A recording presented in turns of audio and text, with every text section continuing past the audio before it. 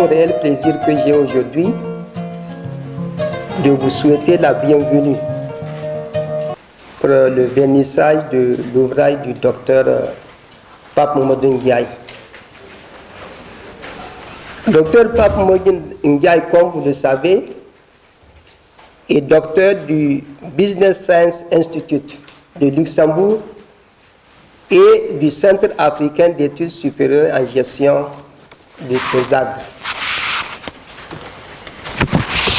Il a soutenu sa thèse en septembre 2016 à Luxembourg et en janvier 2017 au CESAG. Donc, il est titulaire de 2 doctorats. Ce livre qui a pour titre « Facteurs des risques dans la gestion des projets de développement international » et la publication de sa thèse « Doctorate in Business Administration » que nous avons eu le privilège, vraiment le privilège d'encadrer. C'est un honneur que nous avons eu d'encadrer la thèse de Dr Pape Mamadou Ndiaye. Je voulais ici le féliciter. Il a été un bon étudiant. Il a été un bon doctorant. Le bon doctorant, c'est celui qui soutient sa thèse. C'est celui qui facilite le travail à son encadreur. Il l'a été. Je voudrais certifier ici que témoigner que l'ouvrage est d'une qualité scientifique, tout comme l'auteur est d'une rigueur intellectuelle très élevée. Les collègues qui ont eu l'ouvrage, dont le professeur Ouad, qui était l'évaluateur, membre du jury, et le professeur Dia, qui a présidé la soutenance de thèse, vont parler de l'œuvre scientifique du docteur Pape Mamadou Ndiaye. Moi, je vais présenter ici simplement le cadre, le contexte dans lequel ce travail a été fait. Vous savez que le CESAG est une institution régionale. C'est une institution de formation, de recherche et de consultance pour le développement durable de l'Afrique. Donc la création du Doctorate in Business Administration rentre dans le cadre de la mission du CESAG. Le CESAG doit être pionnier. Le CESAG doit être à l'avant-garde pour proposer des solutions aux problèmes de management qui se posent en Afrique. C'est pourquoi nous avons eu l'idée de créer un programme qui permet aux cadres, aux grands cadres qui ont de l'expérience, qui sont titulaires d'un MBA ou d'un diplôme équivalent, de résoudre des problèmes de gestion, de résoudre des problèmes de management en se basant sur leur expérience.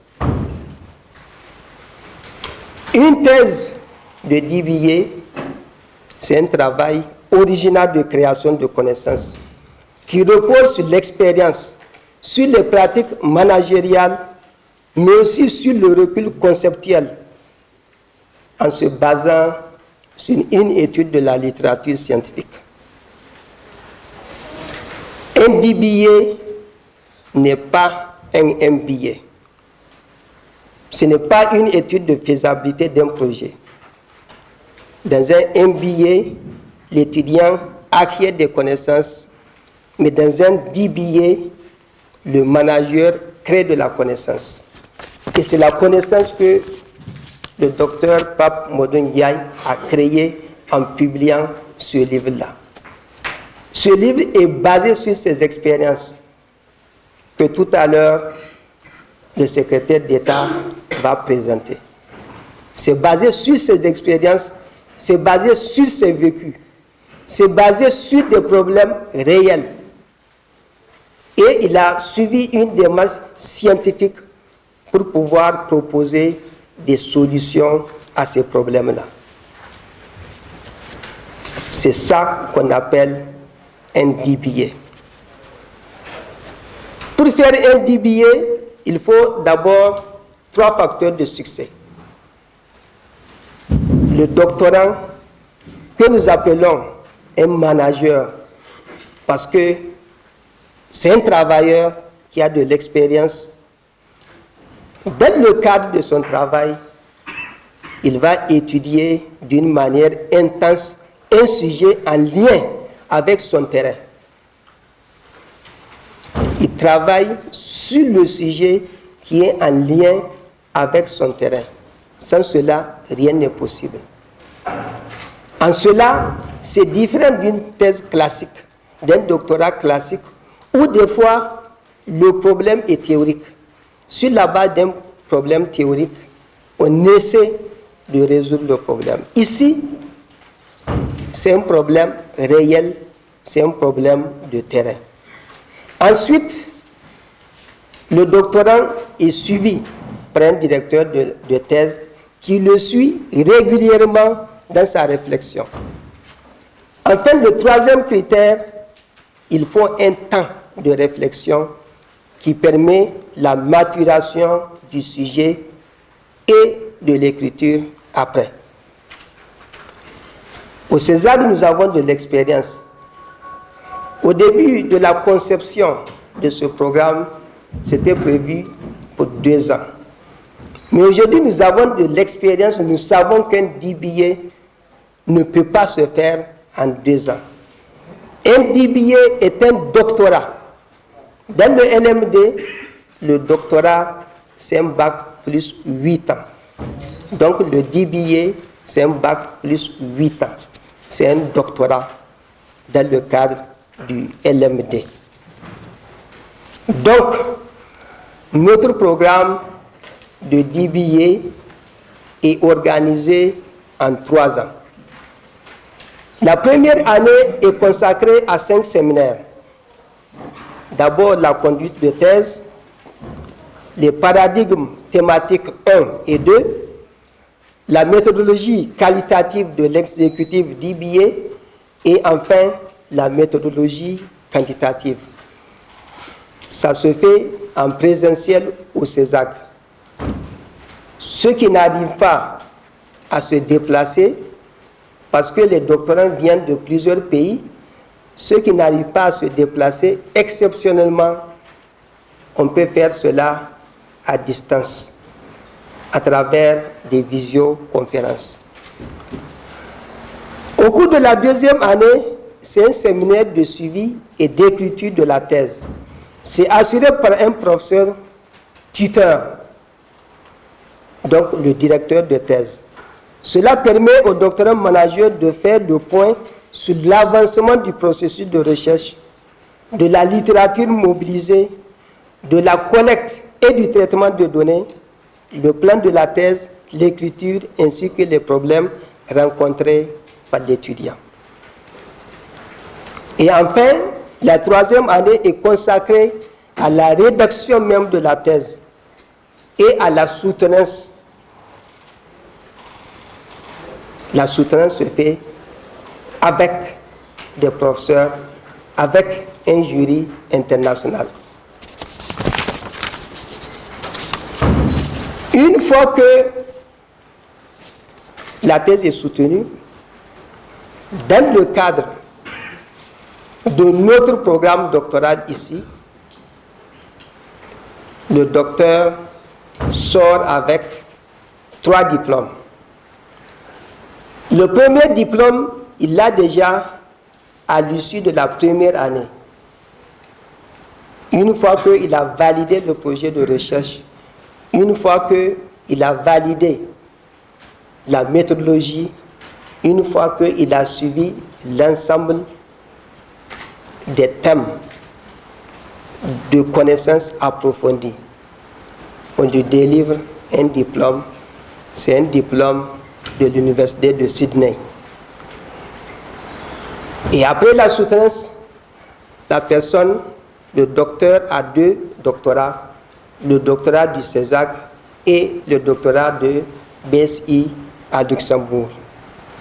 Nous sommes actuellement à la 4e promotion, donc 2017-2020.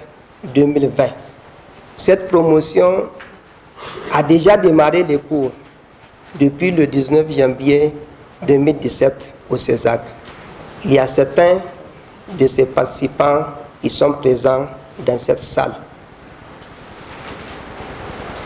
Je voudrais saisir aujourd'hui l'occasion pour remercier notre partenaire BSI, qui est représenté ici par M. Louis Robert, qui est administrateur délégué de BSI, mais aussi président du campus de Wils à Luxembourg. BSI nous a fait confiance à travers le président, le professeur Kalika, avec lequel nous avons travaillé depuis très longtemps, de longue date. Je voudrais remercier aussi mes collègues, les différents professeurs qui viennent du monde entier. Nous avons plus de 80 professeurs, je dis bien du monde entier sur les 5 continents. Autour de cette table, nous avons 2 professeurs, le professeur Dia et le professeur Watt. Je voudrais vraiment vous remercier, chers collègues, parce que vous nous avez accompagnés dans la mise en œuvre d'un programme très ambitieux, mais un programme qui est utile pour l'Afrique. Je voudrais ici aussi remercier le conseiller Adama Hassen, ici présent, qui est en même temps le directeur de la recherche et de la consistance. Je remercie toute l'équipe qui l'accompagne, qui nous a permis de lever encore un nouveau défi du CESAC. Parce que le CESAC a mis en place ce programme et le CESAC a pu aller jusqu'au bout pour pouvoir produire son premier docteur. D'autres docteurs vont soutenir, Inch'Allah, en septembre prochain. J'ai en face de moi M. Touba Fall, Inch'Allah, il est prévu que vous soutenez. Et je pense que c'est déjà fait parce qu'il vient me confirmer qu'il est déjà prêt. Je voudrais terminer là en vous remerciant encore de votre présence à cette cérémonie. Et je vous remercie beaucoup de votre écoute. Merci.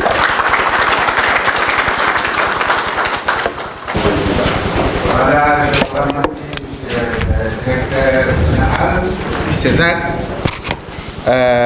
Je voudrais à présent donner la parole à monsieur l'administrateur délégué de Business Science Institute. Monsieur le secrétaire d'État, monsieur le directeur du CESAC, collègues professeurs, chers invités. Permettez-moi d'abord d'excuser le professeur Michel Kalika du Business Science Institute, qui n'a pas pu être présent aujourd'hui pour d'autres engagements et qui m'a chargé de vous transmettre ses sentiments les plus chaleureux. Puis, je voudrais me présenter plus en détail pour vous permettre de mieux comprendre le contexte de ma présence ici aujourd'hui. Je suis luxembourgeois, petit pays multilingue, multiculturel au cœur de l'Europe, plus connu pour son secteur financier. Des mauvaises langues disent aussi pour ses talents d'optimisation fiscale, que pour l'enseignement supérieur. À la base, je suis professeur de mathématiques et d'informatique et pendant une quinzaine d'années, j'ai enseigné ces branches à différents niveaux avant de reprendre la direction du seul lycée hôtelier et touristique du Luxembourg, que j'ai quitté en 2011 pour créer un campus de formation et d'études supérieures privées à Wils, au nord du pays, ensemble avec un partenaire belge de Bruxelles. Nous sommes localisés dans un château féodal vide à l'époque est maintenant transformé en campus universitaire, transformations qui se poursuivent à ce jour en fonction des besoins croissants du campus de Villers. Notre premier institut du campus, BBI Lux, est une école supérieure pour la gestion hôtelière et touristique, plus modeste que celle de Lausanne en Suisse, mais d'une qualité similaire et, un grand avantage, à un quart du prix, et ceci aussi bien au niveau des frais scolaires qu'à celui du coût de la vie. Le professeur Michel Kalika, dont la renommée académique internationale est notoire, à la recherche d'un siège pour son Business Science Institute, nouvellement créé, nous a rejoints en 2012. Les raisons pour son choix étaient notre réactivité instantanée à la demande lancée au ministère des différents pays européens, les atouts du pays quant à son environnement multiculturel et multilingue, sa situation géographique facilement accessible, la proximité administrative des autorités publiques et enfin le cadre légal disponible pour l'implantation d'un institut supérieur étranger ou luxembourgeois. Il est vrai que BASI est un institut plus virtuel que réel, au sens que les groupes des doctorants sont dispersés dans le monde entier et ils se retrouvent ensemble qu'au moment de la cérémonie de remise des doctorats au château de Villers. Ce fait ne facilite pas toujours les relations avec les ministères, plus lents à s'adapter aux nouvelles formules d'enseignement engendrées par les technologies informatiques et la globalisation. L'objectif principal de BASI est de donner à des managers qui ont accumulé pendant leur vie professionnelle des tas de compétences et de savoirs, mais ceci généralement en dehors de tout cadre académique, les outils et moyens pour transmettre cette richesse à d'autres, à des jeunes et moins jeunes, qui peuvent en tirer profit pour leur développement professionnel. Avec une centaine de professeurs d'universités internationales qui ont rejoint entre-temps le conseil scientifique de l'Executive DBA du Business Science Institute, nous sommes bien équipés pour répondre à toute demande, quelle que soit la complexité des sujets des candidats. L'Executive Doctorate in Business Administration s'est développé plus lentement dans le monde anglo-saxon, plus rapidement, pardon, dans le monde anglo-saxon que dans les pays plus rattachés à la culture latine, mais s'est établi entre-temps comme second pilier de recherche doctorale orienté plus vers la recherche pratique que vers la recherche fondamentale. Les deux doctorats sont donc complémentaires et avec les besoins croissants du monde économique et des affaires d'acteurs hautement qualifiés, ce doctorat plus professionnel gagne de plus en plus d'importance. Depuis 2014, BASI travaille avec le CESAC, un institut qui essaye aussi de donner une chance à ceux qui cherchent à améliorer leur niveau de qualification, d'accéder à des formations spécialisées de toutes sortes, de la licence au Executive MBA, ce dernier en collaboration avec BSI. Avec ce projet commun international, le CESAC ouvre de nouvelles portes professionnelles du management international à ses étudiants et leur donne accès à une importante plateforme de compétences et de connaissances. Et BASI rajoute un partenaire à son réseau qui lui permettra de développer son implantation sur le continent africain. Une win-win situation pour les deux institutions et leurs acteurs. Et tous les doctorants ont d'ailleurs la possibilité de publier leurs ouvrages via les éditions EMS, comme l'a fait le docteur Ndiaye. Je reviens un peu sur notre campus de Villers, où à côté de BBI et de BSI, existe depuis 2013 une troisième école supérieure, United Business Institutes, qui offre des bachelors et des masters en Business Administration. Les points communs des trois instituts sont leur taille humaine, leur suivi et encadrement très pointu des étudiants et leur caractère international, toutes les trois formant exclusivement en anglais, avec l'exception de BASI qui ouvre aussi des groupes en français s'il y a une demande. Le campus regroupe donc des étudiants de quelques 25 nationalités différentes et possède un autre atout commun à ne pas négliger, les frais d'études qui défient toute concurrence en Europe centrale sans pour autant faire la moindre concession sur la qualité.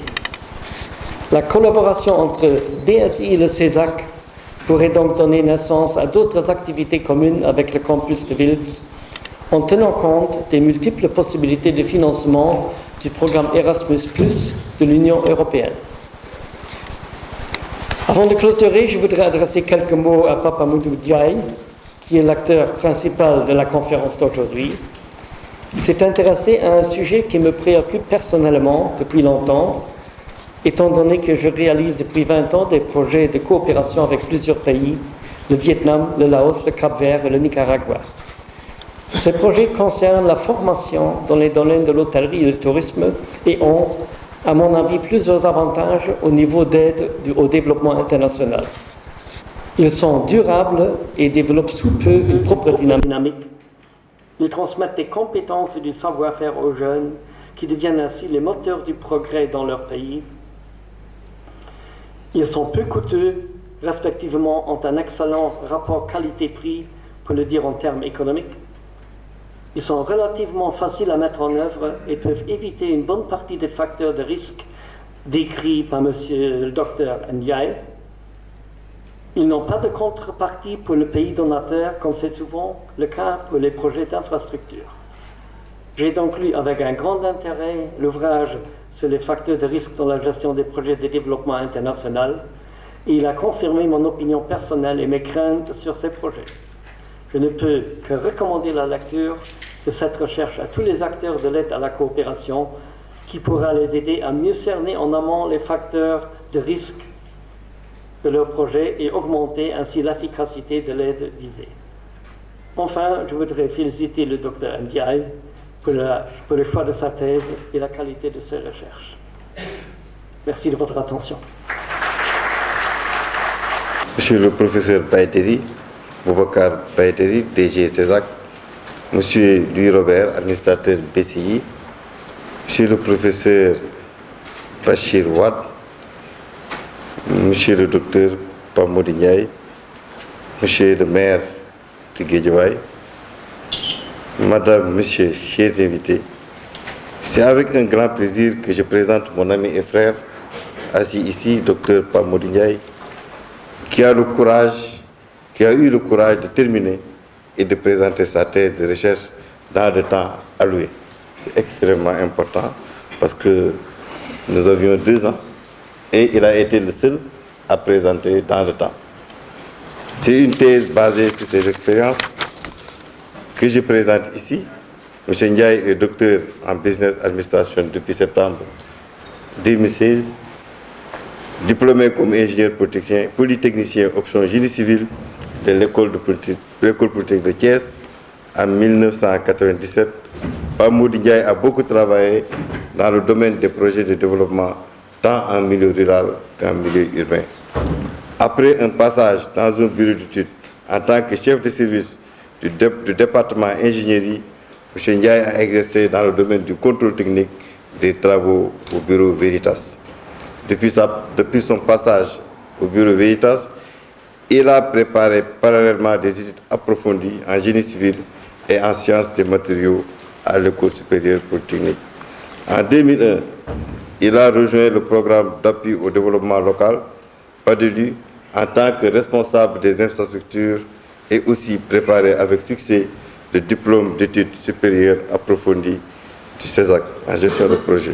En 2003, Pamodi, qui aime des études assurément, a été recruté comme coordonnateur du projet de pistes communautaires et responsable du programme de désenclavement du programme national d'infrastructure rurale PNIR. À la fin du PNIR, le PPC a été rattaché au programme national de développement local PNDL, où il a exercé les mêmes fonctions qu'au PNIR jusqu'en mars 2008. En même temps, il a obtenu le Master Business Administration International MBA-IP de l'Université de Paris-Dauphine et l'IAE de Paris 1, Panthéon-Sorbonne, et le certificat supérieur d'économie des transports du laboratoire d'économie des transports de l'Université de Lyon en France en 2007.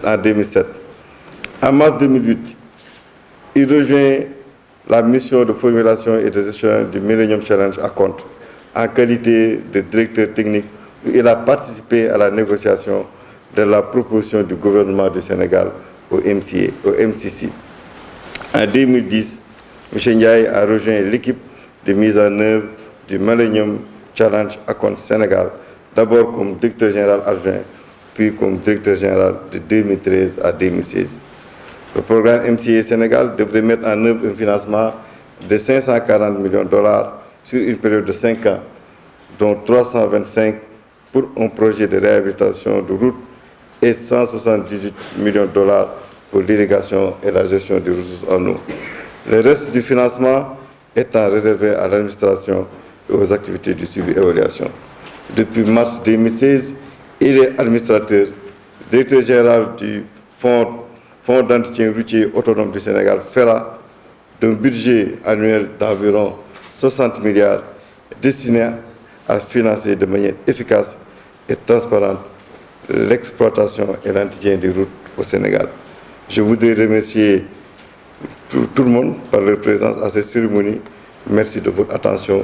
Félicitations encore vraiment à l'auteur, parce que ce qui est important dans une thèse, c'est de terminer à temps et dans le temps alloué. C'était très difficile parce qu'il a combiné quand même son rôle de ménager, de directeur, de vraiment projet de développement avec la recherche. C'est extrêmement important parce que généralement, je remercie aussi la famille, toute sa famille, parce que je sais qu'il a consacré beaucoup de temps à ces recherches-là sur le temps de la famille et c'est extrêmement important. Merci encore, vraiment félicitations.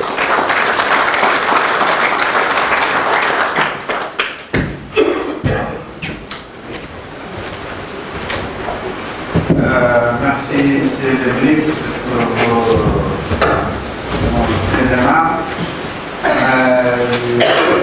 Maintenant, nous allons passer à une autre phase pour présenter l'ouvrage. Et je vais donner la parole au professeur Bachir Wade, qui a été examinateur, membre du jury et qui a suivi les travaux du docteur Ndiaye. Bachir,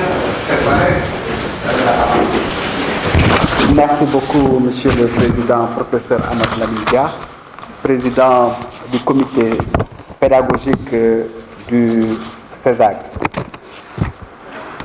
Monsieur le secrétaire d'État, Monsieur l'administrateur délégué de BSI, président du campus de Wils en Luxembourg, Monsieur le directeur général du CESAC, Monsieur le maire de Guédiawaye,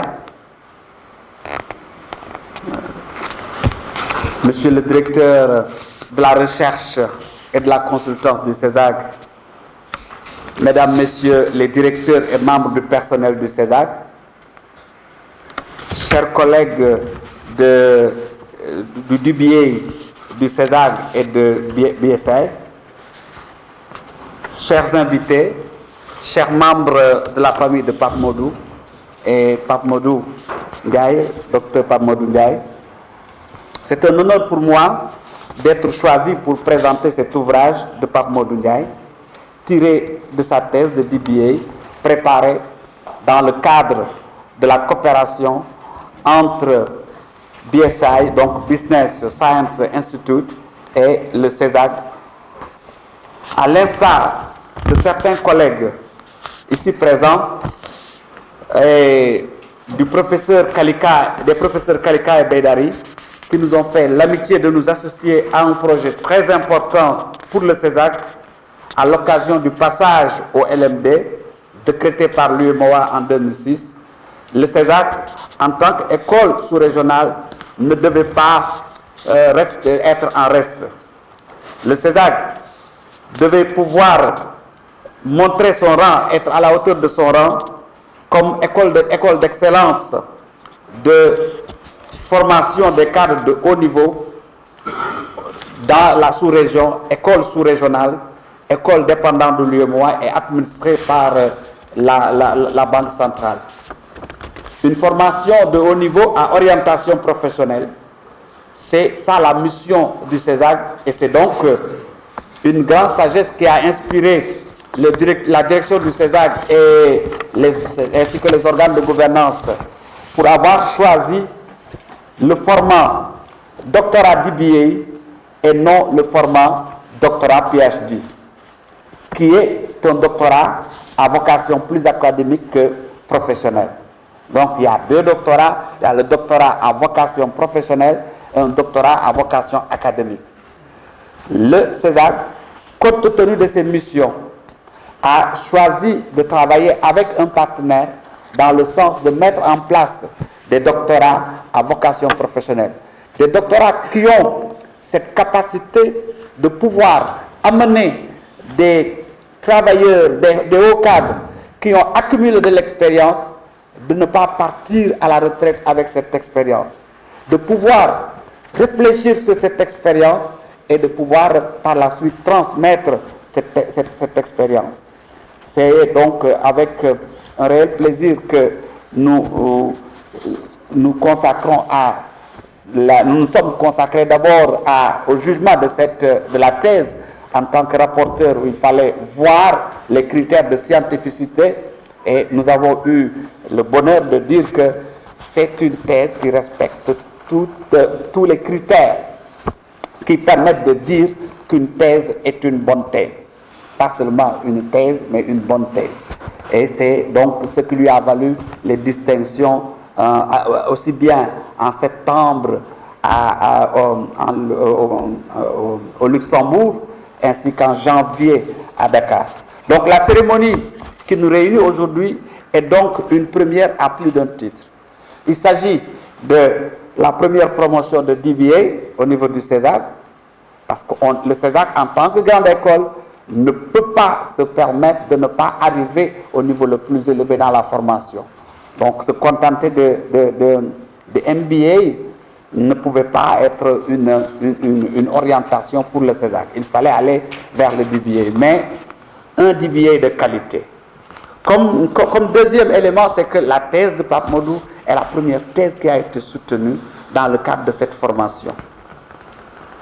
Ensuite, ce qui est aussi encore très rare, c'est aussi cette thèse a été publiée sous forme de livre. Parce que ce qui manque à la recherche dans nos pays, c'est la valorisation des résultats de la recherche. On dit souvent qu'il n'y a pas de chercheurs parce qu'on ne voit pas les résultats de la recherche. Mais ce qu'on ne voit pas surtout, c'est la valorisation des résultats de la recherche. Le partenariat avec BSI est un partenariat qui a ce plus de pouvoir valoriser les résultats de la recherche et de pouvoir permettre une transmission, une production et une transmission de connaissances. Et c'est donc là un aspect très important du travail qui nous est présenté. C'est un travail de partage et de mise en action de savoir. Parce que pour pouvoir faire cette thèse, il fallait non seulement partir de son expérience, mais également essayer de confronter son expérience avec les expériences pratiques que nous avons en matière de coopération dans le cadre du Sénégal, puisque je peux dire que c'est un travail qui s'est fait essentiellement avec la direction de la coopération économique et financière du ministère des Finances. Donc cette direction qui centralise l'ensemble des coopérations à la fois multilatérales et bilatérales qui sont réalisées par le Sénégal. C'est donc dans ce cadre-là qu'il pouvait trouver un échantillon suffisamment représentatif des projets que nous avons au Sénégal pour pouvoir les étudier avec, disons, un nombre assez conséquent, puisque le nombre de réponses qu'il a eu, c'est 160 réponses. Personnellement, j'ai été impressionné parce que, de par mes activités passées, j'étais directeur de la coopération du ministère de l'Enseignement supérieur. Et donc, j'ai travaillé avec la direction de la coopération économique et financière. J'ai assisté à plusieurs réunions de supervision des projets des bailleurs de fonds. Je sais combien il est difficile de cumuler, de collecter l'information qu'il a pu collecter pour sa thèse. Je mesure la portée de l'effort qu'il a fourni pour arriver au résultat qu'il a obtenu. Rencontrer jusqu'à 103 coordonnateurs de projets, 18 bailleurs de fonds et discuter avec eux en profondeur sur un ensemble de projets pour identifier d'une part les facteurs de risque de ces projets, mais d'autre part les résultats indésirables qui sont liés au dépassement de délai, qui sont liés au dépassement des coûts et qui sont liés à la qualité, aux défaillances de qualité. C'était un travail de terrain qui était très important, qu'il a su mener et qui lui a permis d'accumuler un ensemble de connaissances qu'il partage aujourd'hui dans ce livre avec les futurs ou ceux qui auront comme tâche de s'occuper de projets. C'est une expérience très forte que moi je peux mesurer parce que ayant eu à conduire un projet notamment avec la Banque mondiale, je sais combien le travail de Pape Modou est un travail important, combien son travail pour aider quelqu'un qui vient d'être responsable de projet à prendre à main sa mission et d'avoir plus de chances de réussir ses missions parce que Pape Modou aura aidé à éviter les écueils que l'on rencontre le plus souvent. Ce que l'on peut noter également, c'est que c'est un ouvrage qui permet de montrer que le CESAC n'est pas seulement un lieu de transmission de savoir, mais également un lieu de production de savoir. Parce que les institutions d'enseignement supérieur, et particulièrement celles africaines, ont une triple mission d'enseignement, de recherche et de service à la collectivité. Généralement, on privilégie la mission de formation, la mission d'enseignement, et on néglige les deux autres missions qui sont essentielles pour que l'institution d'enseignement supérieur puisse contribuer au développement. C'est le lieu de production de cadres. Ce sont les cadres et les intellectuels d'une nation qui doivent prendre en main les orientations qui permettent d'arriver au développement. Si le travail de réflexion sur ce qui se fait et ce qui doit se faire, si ce travail ne se fait pas, alors il y a un problème parce qu'on aura recours à des bailleurs qui vont amener des experts externes qui en un peu de temps vont essayer de connaître la situation et de proposer. Malheureusement, quand on est dans des situations complexes, le temps qui leur est donné ne leur permet pas de bien connaître les réalités du terrain pour pouvoir proposer des solutions pertinentes. C'est par des recherches comme la recherche qui a été menée que nous pouvons arriver à quelque chose et avoir une contribution au développement de notre continent. Le livre de Pape Modou s'intéresse donc au développement et plus exactement à l'explication et à la remédiation de l'insuffisance des résultats des projets de développement international, des projets financés par l'aide publique au développement. Et pour justifier le focus sur les projets de développement, il s'appuie sur la répartition des ressources de la coopération française et montre que c'est principalement par le canal des projets que passe l'aide publique au développement, puisqu'en ce qui concerne la coopération française, 49% de l'aide passe par les projets.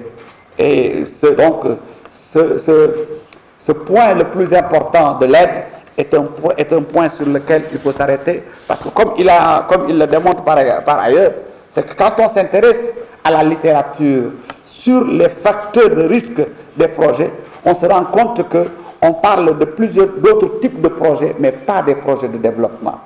Or, les projets de développement engloutissent beaucoup de ressources qui engagent plusieurs générations. S'intéresser à leurs facteurs de risque pour pouvoir les gérer et éviter donc les insuffisances, les résultats insuffisants, c'était un travail à faire et Pape Modou l'a fait et c'est ce qui montre la pertinence de son travail. Il s'est appuyé sur la littérature économique existante et dans son livre il y a une bibliographie, mais on se rend compte à la lecture du document qu'il a utilisé une bibliographie bien plus importante. Qu'en réalité, la taille de l'ouvrage est un choix de l'éditeur. Donc chaque éditeur a sa ligne éditoriale et donc l'éditeur a une ligne éditoriale qui l'amène à viser un public et à aller à l'essentiel, ce qui l'oblige à couper une partie du document, ce qui l'oblige également à couper une partie de la bibliographie. Donc nous avons ici un livre qui est le fruit d'une recherche de terrain conduite avec minutie, mais également une réflexion sur l'expérience personnelle de l'auteur, une expérience de plus de 15 années de responsabilité dans des projets de développement et pas des moindres, puisque l'on peut parler du PNIR, on sait ce que ça représentait pour le Sénégal, mais également du Millennium Challenge Account. L'ouvrage restitue les qualités de la thèse dont j'ai été un des rapporteurs. Il est bâti suivant une structuration très anglo-saxonne de présentation d'une recherche. Il comporte 4 chapitres consacrés respectivement à l'analyse conceptuelle, à la méthodologie, à la présentation des résultats et à leur discussion. Le chapitre 1 est intitulé « Gestion des risques dans les projets de développement ». Il est en fait une revue de la littérature qui permet de définir les concepts clés du sujet à la fois de manière simple et rigoureuse, parce que basé sur des références dont la pertinence est indiscutable. Une particularité des définitions retenues est qu'elles tiennent compte des nuances liées à la diversité de sensibilité et d'orientation des acteurs de l'aide publique au développement. La Banque mondiale, l'Union européenne, l'ACDI, la coopération française, la JICA, etc., n'ont pas toujours les mêmes approches. L'auteur a su clairement donner une approche de leur conception, mais également a fait une présentation claire de PM Book. Donc cet ouvrage de référence, cet institut de référence en management de projet, il a su utiliser ces publications et il a su les utiliser à bon escient. Le chapitre 2 est un chapitre extrêmement important pour le jugement, pour l'analyse d'un travail scientifique. C'est le chapitre qui est consacré à la méthodologie. Ce chapitre nous montre que la recherche repose sur une posture positiviste.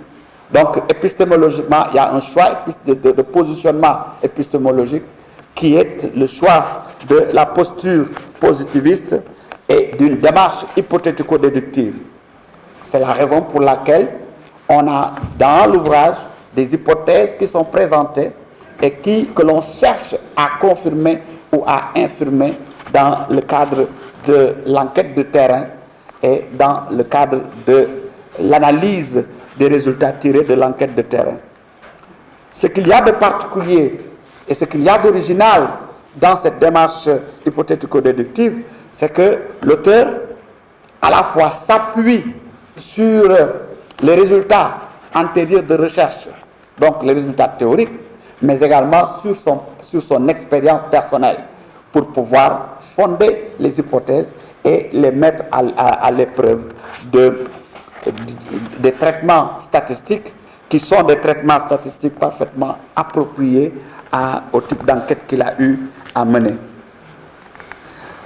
Les chapitres 3 et 4 sont des chapitres extrêmement importants qui présentent les résultats, mais également discutent ces résultats. Et dans le cadre de la discussion de ces résultats, il y a des conseils qui sont donnés, des recommandations. C'est-à-dire que les résultats qui sont trouvés, il en tire les implications managériales pour dire ce que j'ai constaté, c'est que dans telles circonstances, on risque d'avoir un délai qui s'allonge. Pour pouvoir éviter que les délais s'allongent, voilà les conseils que je tire de mon expérience. Je ne veux pas entrer trop en détail dans ces chapitres 3 et 4 parce que je risque d'ôter au lecteur le plaisir de découvrir l'ouvrage. Donc il est de tradition de laisser un peu de suspense dans le cadre de ce travail et je ne veux pas trop déclarer le travail. Je vous remercie pour votre aimable attention, en tout cas en vous assurant que de ce travail, de cet ouvrage, le responsable de projet, qu'il soit l'administrateur du projet ou qu'il soit un membre du comité de pilotage d'un projet, va tirer beaucoup d'enseignements pour pouvoir aider à améliorer la gestion des projets en Afrique et au Sénégal en particulier. Merci beaucoup. Merci, cher collègue Bachir. Bien universitaire, il a présenté à la manière des universitaires l'ouvrage dans tous les aspects. Ce qui m'amène à ne pas intervenir comme lui. Il a déjà fait. Alors, ce que je voudrais dire tout simplement, c'est que l'ouvrage de Modou Ndiaye s'inscrit dans la même logique qu'un ouvrage qu'on a présenté ici dans cette salle même, il y a quelques jours. Il s'agit de l'ouvrage du ministre ici présent, Tidiane Sylla. Il y a le même dénominateur. Ils se sont tous appuyés sur leur vécu. Même si ce sont des problèmes complexes, comme ils l'ont vécu, ils expliquent ça de manière très simple et facile à comprendre. Ce qui est rare, ce qui est difficile. Et aujourd'hui, il faudrait que nos écrivains, les auteurs qui sortent ça et là des ouvrages, c'est une bonne chose, hein? Sortir des ouvrages, c'est une bonne chose. Mais il faudrait dire des choses qu'on connaît et des choses qu'on sait bien dire pour que ça soit accessible. Et Modou, dans son ouvrage, ça a été le cas. Et je voudrais saluer un peu la vision du CESAC. Parce qu'avec le basculement du système LMD, le CESAC qui était connu dans ses produits fétiches, surtout la formation initiale, après la licence, le master, il fallait aller vers le doctorat. Et il y avait deux choix, thèse classique et DBA, thèse à vocation professionnelle. Et il faut dire qu'il y a eu une bonne vision, la clairvoyance de la direction générale du CESAC qui s'est positionnée tout de suite sur ça. Et aujourd'hui, on a sorti un premier docteur. Et ne soyez pas surpris si dans un an, dans 2 ans, d'autres établissements se bousculent pour faire la même chose, mais il y a une différence. Il y a le DBA 2 années et DBA 3 années. Un bon DBA, c'est bac plus 8 ans, ce qu'on a fait. Et ce que je formule un souhait seulement, que toutes les thèses de DBA du CESAC fassent l'objet d'une publication, comme l'ouvrage qui est là. Parce que ce sont des vécus et ce sont des instruments. Les politiciens, les politiques, j'allais dire les politiques. Monsieur le maire, j'ai dit les politiques, je ne dis pas les politiciens. Les politiques, les universitaires et tout le monde peuvent s'en inspirer. Parce que c'est un terreau fertile, utile pour aider à prendre des décisions pertinentes.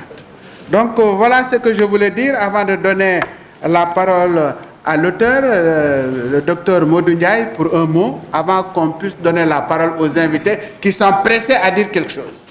Voilà.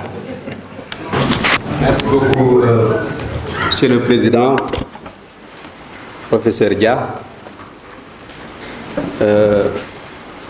Monsieur le secrétaire d'État, Abdoulaye Nessal, Monsieur le professeur Baïdari, directeur général du CESAC, le professeur Louis Robert, administrateur délégué du Business Science Institute de Luxembourg, Monsieur le professeur Bachir Wade, qui a été rapporteur et qui a failli me faire fuir. Hein? Parce que quand j'ai vu son premier rapport, je suis parti voir le professeur Baïdari et je lui ai dit, je ne sais pas si je suis sûr de pouvoir continuer cette thèse-là, parce que j'ai comme l'impression que le professeur Wade vient de me vraiment barrer la route. Et il m'a dit que lui-même, si c'était à reprendre, s'il relisait sa thèse, peut-être que même qu'il n'allait pas l'accepter. Et qu'il considère que le travail qui était fait était un bon travail, il fallait continuer comme ça. Avant de commencer, je voudrais très sincèrement remercier toute l'assistance, saluer la présence des autorités ici présentes, notamment Monsieur le secrétaire général du ministère des Infrastructures, des Transports terrestres et du Désenclavement, qui représente mon ministre de tutelle, mais aussi le président du conseil d'administration du FERA, parce que ce qu'il faut dire, c'est qu'après les projets, je suis dans autre chose maintenant, mais aussi monsieur le maire Aliou Sall, qui n'est pas là en tant que maire seulement, mais aussi en tant que membre du conseil d'administration du FERA. Et je voudrais remercier toutes les autorités aussi ici présentes pour vraiment avoir fait l'amitié de venir à cette séance-là. Je voudrais aussi remercier mes amis, mes promotionnaires avec lesquels j'ai eu à faire le cursus du BA, mais mes promotionnaires aussi depuis le lycée, je reconnais quelques têtes, quelques visages. Je dois même dire depuis le primaire, parce que j'ai reconnu quelqu'un ici. Mais surtout remercier vous tous mes amis. Remercier aussi ma famille, en insistant particulièrement le professeur Wade l'a dit, mais le secrétaire d'État aussi, Ndene, l'a dit. Faire une thèse en tant que professionnel n'est jamais facile, surtout quand on est responsable directeur général d'une structure. C'est déjà en tant que directeur général, c'est difficile d'avoir le temps pour la famille. Si en plus de ça, on veut être apprenti chercheur, c'est encore plus compliqué. Donc c'est pour ça que je voudrais très sincèrement remercier mon épouse et mes enfants pour m'avoir soutenu pendant ces périodes-là. Alors, pourquoi réfléchir sur une question comme la gestion des projets, surtout les facteurs de risque qui font que nos projets ne s'arrivent pas souvent, en tout cas au délai imparti, ou très souvent dépassent les coûts initiaux ou ne respectent pas les spécifications techniques. C'est vrai que mes premiers débuts dans les projets étaient très difficiles, parce qu'en tant qu'ingénieur, je suis très pragmatique comme les ingénieurs de manière générale. Et quand je suis arrivé dans les projets, c'était au pas de lui, j'avais un sentiment très mitigé. Mais je me disais qu'on met tellement d'argent dans les localités. Est-ce que c'est utile même d'avoir ce genre de projet? Autant d'argent et très souvent pas de résultats. Et quand j'ai commencé ce travail-là avec le CESAC et le BSI, j'ai fait un peu de recherche dans la littérature pour regarder et j'ai été étonné du montant que nos pays recevaient avec l'aide publique au développement. Si on prend l'exemple du Sénégal, une étude récente de la Banque mondiale a indiqué que chaque Sénégalais reçoit par an au moins $54 d'aide publique au développement. Ça veut dire qu'au moins 400 milliards de francs CFA d'aide publique au développement, en dehors du budget de l'État, mais en dehors aussi de tout ce que l'État peut chercher au niveau des autres bailleurs de fonds. Alors c'est à se demander d'ailleurs, pourquoi autant d'argent et pourquoi plus de 50 ans après les indépendances, le Sénégal compte un pauvre sur deux. Parce que les valeurs officielles disent que 46,7% des Sénégalais quand même vivent au-dessous du seuil de la pauvreté. C'était quand même assez critique comme remarque. Mais comme c'était une thèse, il fallait aussi, c'était pas seulement d'avoir cet intérêt-là du point de vue pratique, Il fallait aussi s'assurer que d'autres auteurs n'ont pas travaillé sur cette question-là et vérifier effectivement que ça pouvait être un sujet de thèse. Et nous nous sommes rendus compte aussi que du point de vue de la littérature, bien sûr, beaucoup d'écrits ont été faits sur les projets de manière générale, mais très rare vous verrez des écrits sur les projets de développement dans des contextes aussi spécifiques comme notre contexte, mais aussi des études, des écrits sur les risques. Parce que ce que le professeur Baïder aurait pu vous dire, c'est qu'à l'origine, je voulais travailler sur le succès, parce que personne ne veut travailler sur les échecs. Mais je me suis dit qu'effectivement, si on ne travaille pas sur les échecs, ce sera difficile de comprendre pourquoi on échoue. Alors c'est la raison pour laquelle j'ai consacré 3 années à faire cette recherche-là. Et après la thèse, j'ai entrepris de sortir. J'ai eu beaucoup de difficultés à sortir ce livre-là. Parce qu'effectivement, la ligne éditoriale de l'éditeur indique qu'il ne faut pas dépasser 120 pages. Alors qu'il y avait tellement de choses écrites, comment résumer toutes ces choses-là en 120 pages? Alors c'est pour ça que ça nous a pris un peu de temps. Mais je voulais aussi très sincèrement remercier beaucoup d'entre vous ici qui ont participé à ce travail. Parce que je ne l'ai pas fait seul. Le professeur Ward a rappelé que j'ai eu à interroger, avec l'appui d'un stagiaire que je reconnais dans la salle, 160 personnes, pour un peu avoir leur avis sur est-ce que les facteurs de risque que moi j'avais identifiés, soit de par mon expérience, ou bien que je tirais des documents de projet, ou bien de la littérature, est-ce que ces facteurs de risque-là étaient bien des facteurs de risque qu'on pouvait indiquer comme étant des facteurs de risque dans la gestion des projets de développement? Et pour cela, j'ai établi un questionnaire qui était assez volumineux, et vous avez eu la patience de répondre à ce questionnaire-là.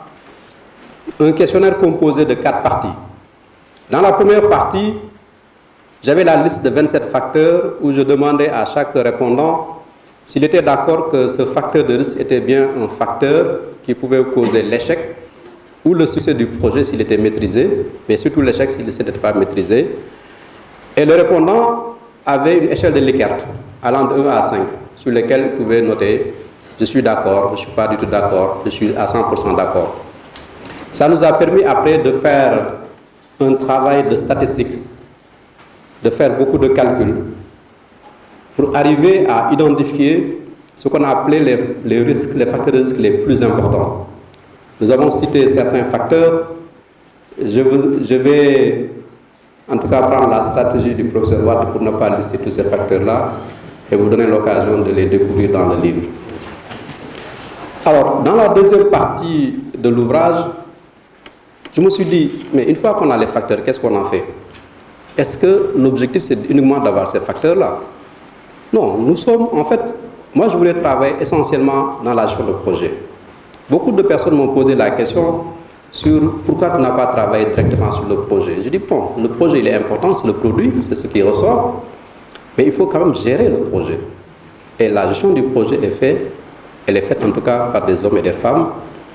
Et essentiellement, il faut jongler entre le triptyque qualité-coût-délai.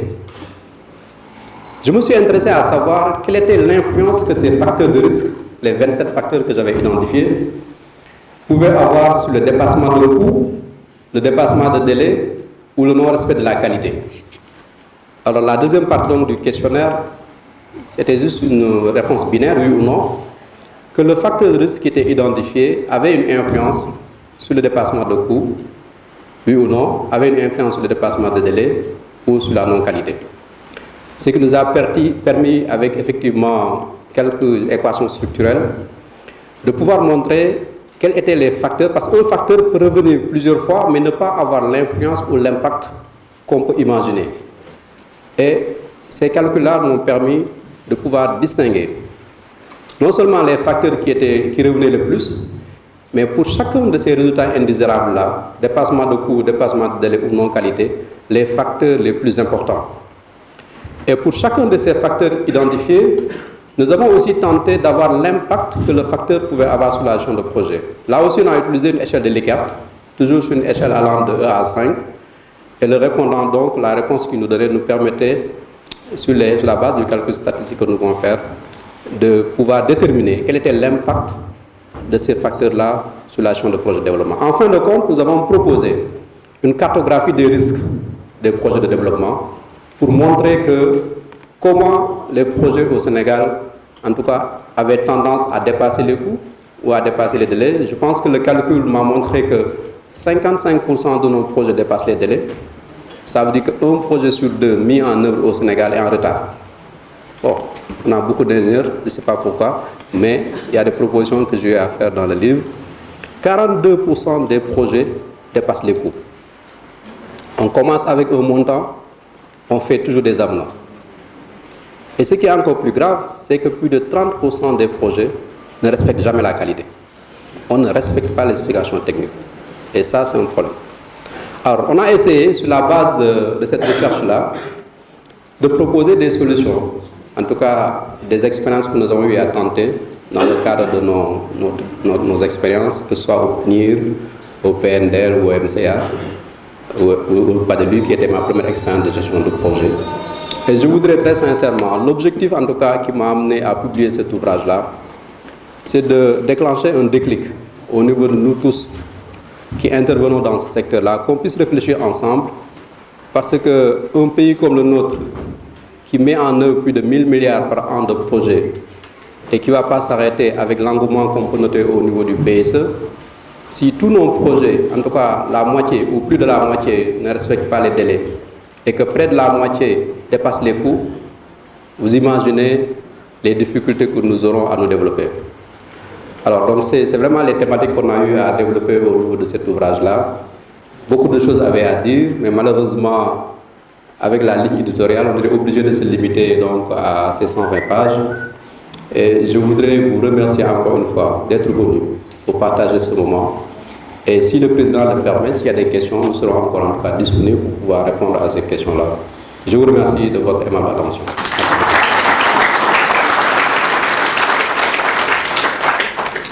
Merci, docteur. Nous arrivons à la dernière étape avant la clôture de cette cérémonie.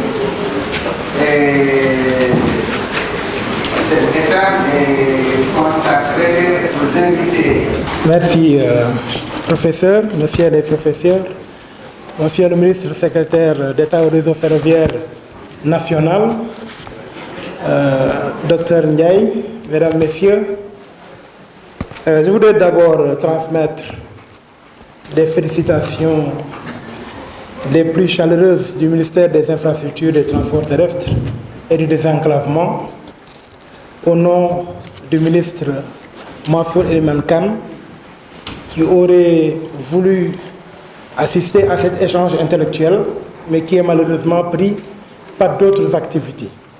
Je vous transmets personnellement mes chaleureuses félicitations en tant que collaborateur, collègue de travail et ami. Je m'en honore. Je suis Aubin Sagna, secrétaire général du ministère des Infrastructures, des Transports terrestres et du désenclavement. Je voudrais dire combien je suis heureux de participer à cet échange intellectuel avec le docteur Ndiaye et saluer la publication de cet ouvrage, de cette thèse. Il est extrêmement important, à mon sens, que pareille production intellectuelle ne soit pas confinée dans un espace purement scientifique. Que cet ouvrage soit partagé dans le domaine du savoir, mais aussi en général au niveau du grand public.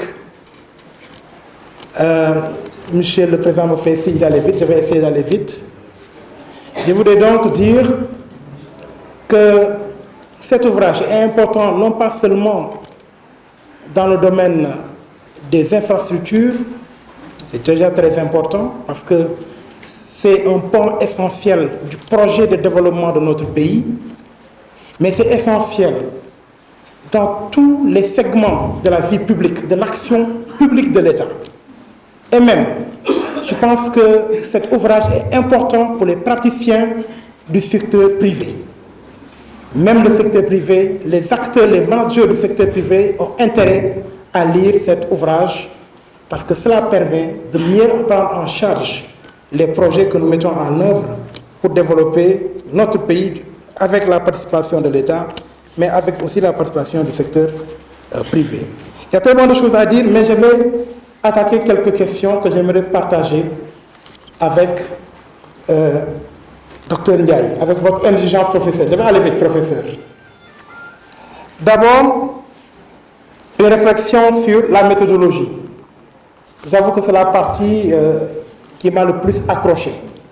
J'aurai l'occasion d'approfondir cette question avec le Dr Ndiaye, mais le choix méthodologique de la méthode hypothético-déductive. Je comprends bien qu'en tant que mathématicien, vous soyez très confortable avec la méthode qui consiste à poser des hypothèses et à déduire des vérités, quitte à les contrôler maintenant sur le terrain. Mais ça m'a fait souvenir un peu mes vieilles lectures des méthodes sociales. C'est un ouvrage de Madeleine Grawitz, mais aussi un ouvrage de Bachelard, Le Nouvel Esprit Scientifique. La manière dont vous attaquez votre question, dont vous prenez en charge votre problématique. Est-ce qu'effectivement, vous êtes hypothético-déductif? Je vais réfléchir, je vais en discuter avec vous. Parce que j'ai l'impression quelquefois que vous partez plutôt de l'expérience, du vécu de terrain. Et c'est revenu d'ailleurs dans les discours qui ont été ici produits. C'est peut-être votre expérience de terrain qui, derrière, est productrice des questionnements que vous vous posez. Au fond, en résumé, la question, est-ce que véritablement, la méthode que vous-même vous avez appelée hypothético-déductive, elle est l'essentiel de la méthode que vous avez employée dans votre ouvrage? C'est une réflexion que je voudrais partager avec vous. Une autre réflexion, ça c'est la troisième partie de votre ouvrage, ce sont les résultats. Monsieur le professeur, je termine. C'est les résultats. Dans les facteurs de risque, j'ai l'impression qu'il y ait des questions que vous n'avez pas, non pas que vous n'avez pas abordées, mais que vous n'avez pas approfondies. C'est les types de risques qui sont inhérents à la pratique même des bailleurs de fonds. J'ai bien vu la cartographie de vos risques, si je peux en parler de cette manière. Mais la pratique même des bailleurs de fonds. Par exemple, l'Union européenne qui vous dit, pour une route, son financement, je prends un exemple, Paris-Socone, qui vous dit, il faut régler la question de la charge à l'essieu. Règlement 14. Est-ce que ce ne sont pas là des facteurs? Vous avez parlé des anneaux. Est-ce que ce ne sont pas des facteurs de risque? Merci beaucoup, Président. Merci à toutes les autorités qui sont là. Moi, c'est Mme Ndiaye Dienabowan. Je suis coordonnatrice de projet à ONU Femmes, l'Agence des Nations Unies pour l'autonomisation des femmes. Mais je prends la parole pour avoir vécu avec Dr Pape Modou Ndiaye pendant presque 10 ans dans des programmes de développement, en l'occurrence le PNIR et le PND. Donc moi, juste en 2 mots, je voulais juste faire une appréciation de ce travail, qui est une œuvre que tout agent de projet devrait avoir à son chevet. Parce que comme vous l'avez dit, c'est un travail qui est basé sur l'expérience, mais je le qualifie d'abord, qui est basé sur l'humilité de l'auteur et ses relations humaines. Je pense que le professeur a dit tout à l'heure qu'il a eu le record des réponses aux différentes questions. C'est parce qu'il a développé des relations très humaines dans son milieu professionnel. Le deuxième aspect, c'est la générosité. Je pense que c'est un travail scientifique basé sur l'expérience et qui peut être utilisé, comme j'ai dit tout à l'heure, par tout agent de programme de développement.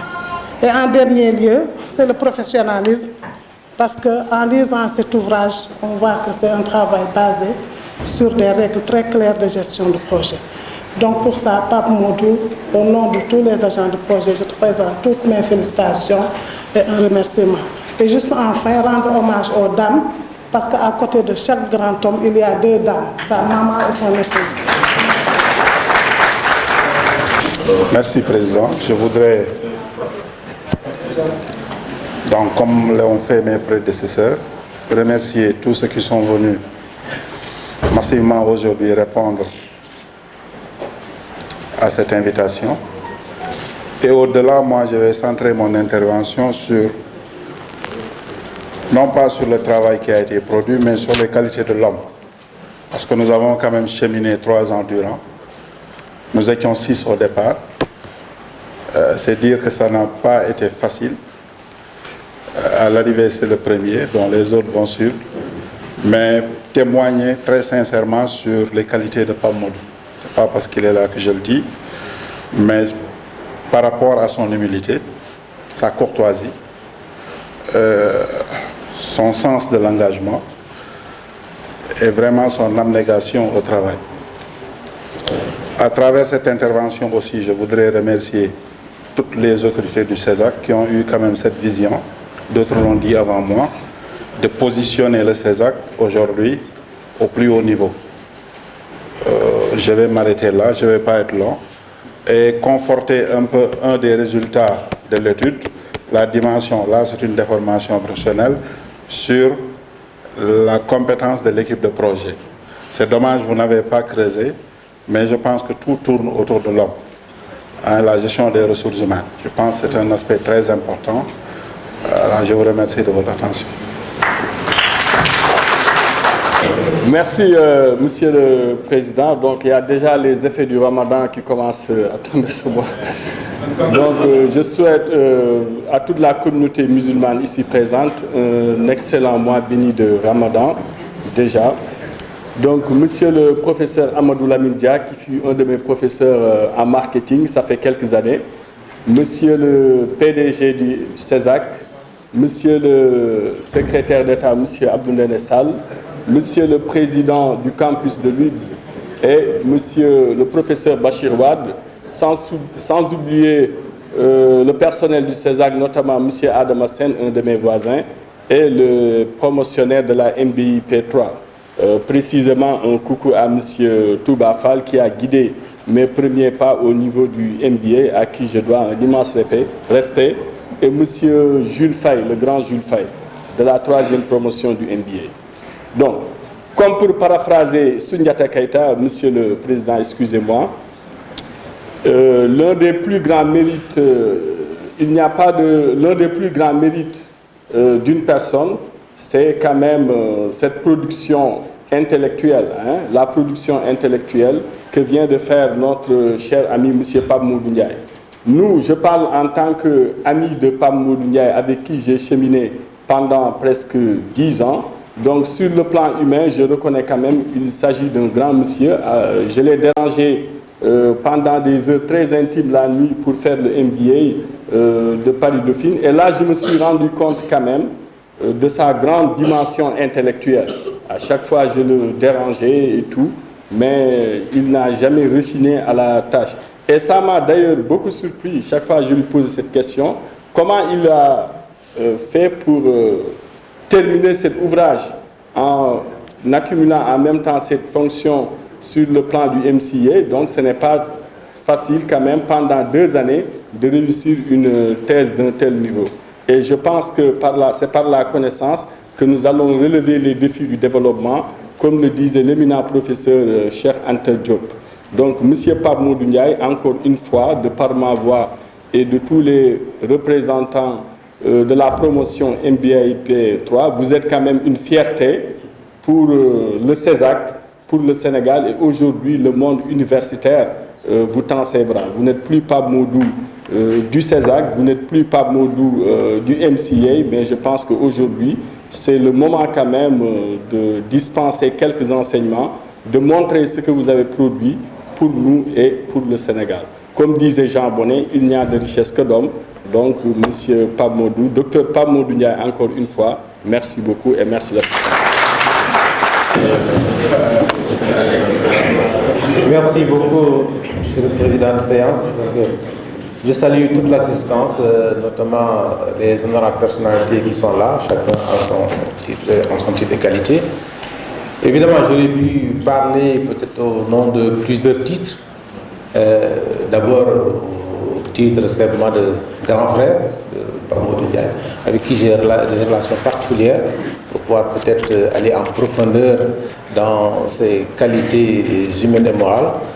J'aurais pu également parler au titre de son ancien professeur à l'école polytechnique de Thiès, pour justement montrer que c'est en son temps qu'on peut dire qu'aujourd'hui, que les fleurs, les fruits ont tenu la promesse des fleurs.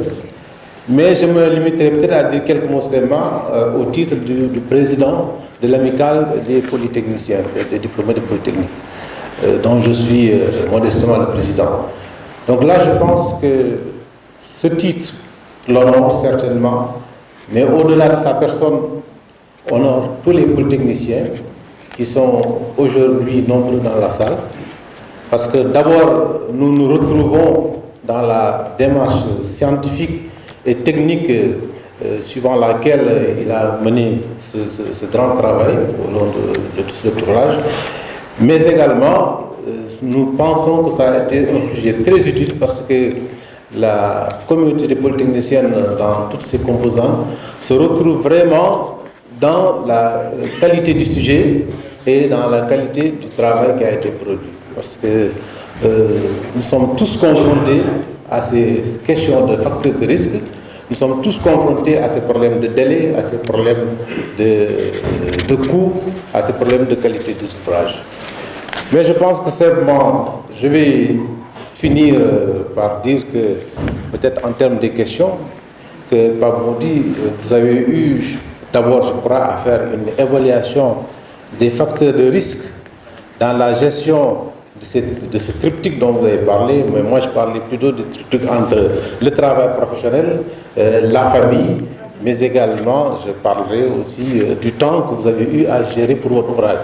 Donc je pense que vous nous devez quand même un petit ouvrage supplémentaire pour nous dire comment vous arrivez à le faire, pour inciter justement les autres polytechniciens à faire comme vous avez fait.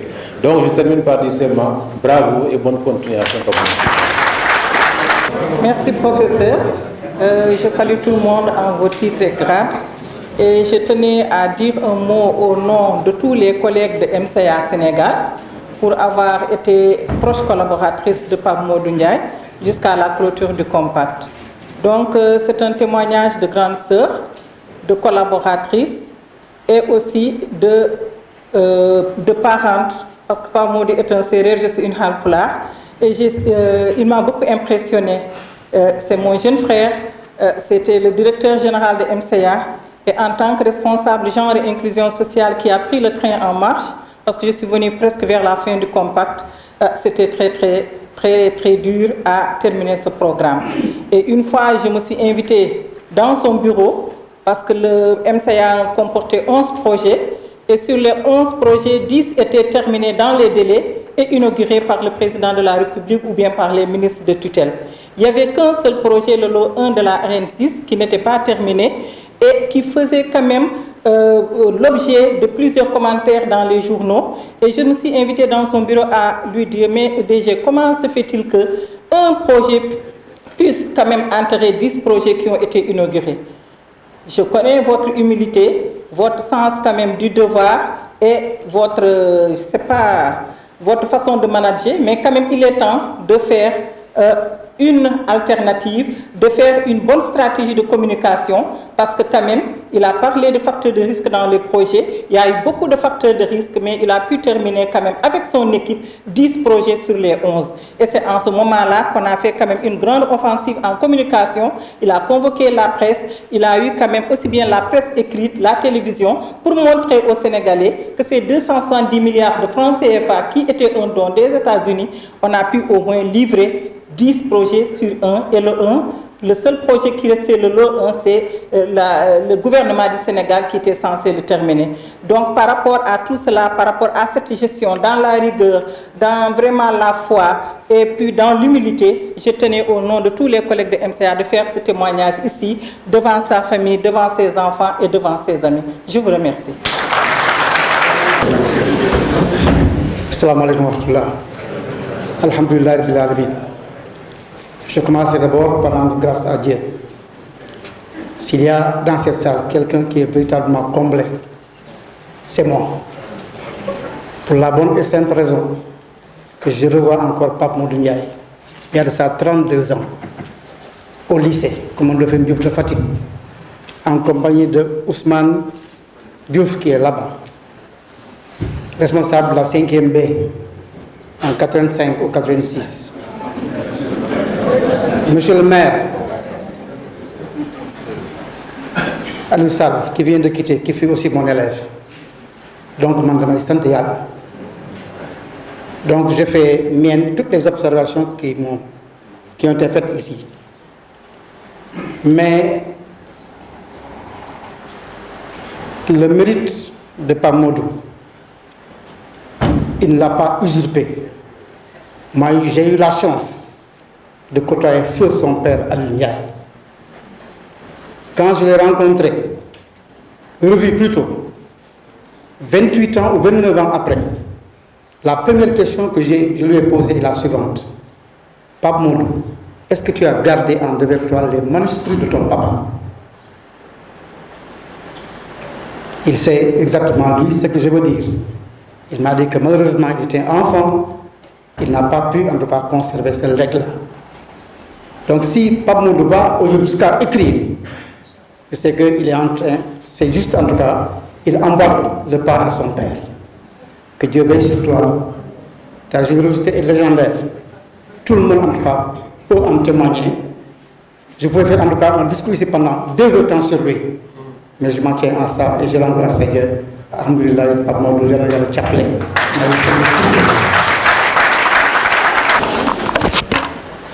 Monsieur le Président, Monsieur le Secrétaire d'État aux Affaires nationales, Messieurs et Madame les invités, Monsieur le Docteur Pape Modou, je pense que je vais être le plus concis parmi tous les intervenants parce qu'en tant que président du conseil d'administration du FERA, j'ai la chance de pouvoir poser les questions à Pape Modou à tout moment.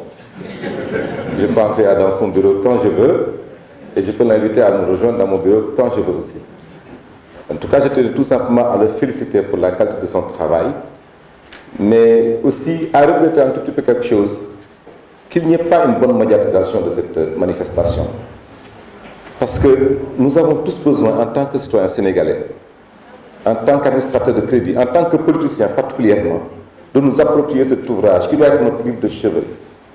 Parce que tout ce que nous faisons du matin au soir, tous les projets que nous administrons au niveau étatique, au niveau privé, doivent être gérés en tenant compte quand même de ce triptyque que vous avez présenté dans votre document. Le temps, le coût et la qualité. Si on arrive à gérer ce triptyque, je pense qu'on arrive à quand même éviter d'avoir des échecs par rapport aux différents projets que nous gérons.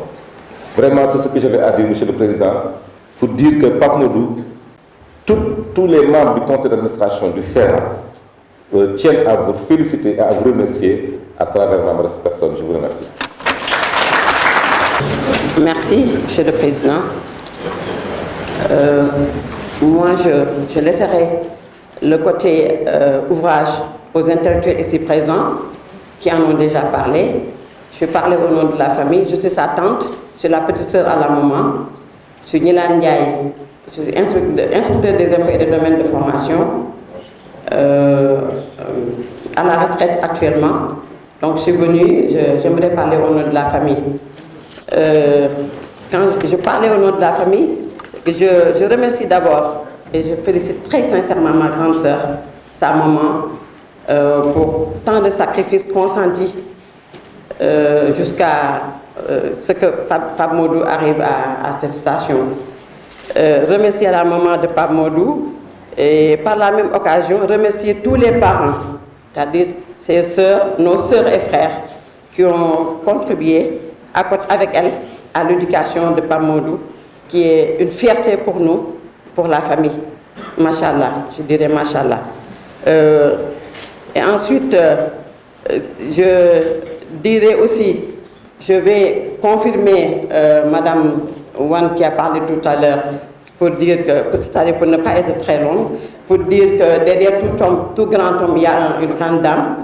Je confirme que derrière Pape Modou, il y a effectivement sa dame, Aram Mbaye, qui est notre fierté aussi, qui a épaulé Pape Modou, qui est toujours à côté et qui a consenti tant de sacrifices pour l'éducation de ses enfants en raison des absences de Pape Modou qui n'a pas le temps. Il n'a pas le temps de s'occuper des enfants, donc c'est Aram qui s'est occupé des enfants et alhamdulillah rabbil alamin, ces enfants ont une très bonne éducation. Et ça, c'est son épouse. Parce que lui, il n'a pas le temps, vous avez vu, avec ses responsabilités, en dehors de ses responsabilités, le fait, avec les recherches qu'il est en train de mener, il n'a pas le temps de s'occuper des enfants, de s'occuper des autres membres de la famille. Donc son épouse est là pour vraiment faire le nécessaire. Donc nous félicitons, je félicite et je remercie Aram Fall Mbaye et ses parents. Je félicite toute la famille, mais je félicite particulièrement, je ne dirais pas mon neveu, mais c'est mon fils. C'est mon fils, c'est mon ami, il fait la fierté de toute la famille, non seulement à cause de sa réussite, mais à cause de ses qualités. Il est pétri de qualités que je ne pourrais pas citer ici, au risque d'être trop long, parce qu'il se fait déjà tard et nous sommes au mois de Ramadan. Donc c'est juste pour une toute petite intervention pour marquer la présence de la famille. Je vous remercie et je m'excuse. Merci tout le monde pour votre compréhension de la chose. Et peut-être avant de clôturer cette cérémonie, je vais remettre la parole à Pape Modou pour un mot seulement, un mot. Voilà. Un mot de remerciement. Le président gère bien le temps. Si j'ai un mot à dire, ce serait peut-être merci. C'est le seul mot qui me revient, parce que sinon ce serait long. Mais très sincèrement, je voudrais remercier toutes les personnes ici présentes. Je n'ai vu que des amis en face de moi. Et surtout des grands frères et des grandes sœurs qui m'attaquent très souvent. Diana qui a parlé, je l'appelle ma petite sœur. On a vécu ensemble des moments très très intenses au niveau du ministère. J'ai eu beaucoup de chance parce que je suis arrivé dans les projets très jeunes et j'ai trouvé des personnes qui avaient beaucoup d'expérience et qui ont accepté de partager leur expérience avec moi. Et je disais à un de nos grands frères que ce que je regrette, c'est que vous êtes en train de partir à la retraite et malheureusement vous n'avez pas laissé d'écrit. Et c'est ce premier jet-là que je voulais relever et je voudrais inviter tous nos collègues à faire de même. En tout cas, moi, je compte ne pas m'arrêter à ce premier ouvrage-là. J'espère aussi avoir les feedbacks venant de vous après la lecture de l'ouvrage pour me permettre éventuellement de pouvoir corriger si besoin était. Merci beaucoup. Et comme c'est un premier jour pour le Ramadan, je voulais aussi en profiter pour souhaiter un bon Ramadan à tous les musulmans présents dans la salle et solliciter votre pardon. Le mien, vous l'avez déjà. Merci beaucoup. Merci, Dr Pape Modou. Félicitations à Pape Modou, félicitations et remerciements à M. l'administrateur délégué du Business Science Institute. Félicitations et merci au directeur général du CESAC parce que c'est vous qui avez permis cette cérémonie aujourd'hui. Vous êtes les bâtisseurs de cette formation. Vous avez cru à ça. Vous avez poussé avec le soutien de la direction de la coopération, un homme vraiment dynamique. J'ai toute l'équipe qui a poussé et aujourd'hui nous cueillons les premiers fruits. Félicitations au Tourman, félicitations aux invités. Vous avez compris, vous avez dit l'essentiel. Vous pourrez poser d'autres questions à Pape Modou parce que Pape Modou, c'est votre Pape Modou. Alors, je voudrais, en ce mois béni de Ramadan, souhaiter que le bon Dieu nous donne toute la force, l'énergie et les ressources pour faire du bien, du social pendant le mois de Ramadan. Amen, que le bon Dieu exauce tous les vœux.